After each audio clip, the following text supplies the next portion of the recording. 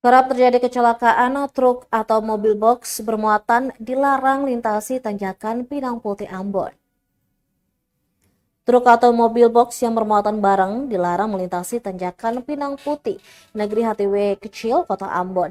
Ini disampaikan melalui papan larangan yang dipasang langsung tepat di tepi jalan tanjakan tersebut. Larangan itu bertuliskan truk atau mobil box bermuatan dilarang lewat, tertanda pemerintah negeri HTW Kecil. Salah seorang warga setempat, Farida, mengatakan papan larangan tersebut dipasang lantaran kerap terjadi kecelakaan di area itu. Kecelakaan ini juga didominasi Kecelakaan ini juga didominasi oleh para sopir truk atau mobil box yang bermuatan bara karena turunan yang cukup tinggi dan tajam sehingga menyebabkan remblong yang akhirnya sulit dikendalikan para sopir angkot.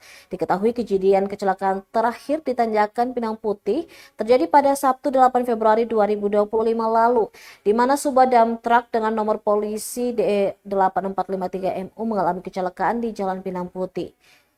Sopir dump truck seketika meninggal lantaran terjepit rangka depan mobil usai menghantam rumah warga. Sementara kernet dan seorang pengendara yang ditabrak mengalami luka parah dan langsung dilarikan ke rumah sakit.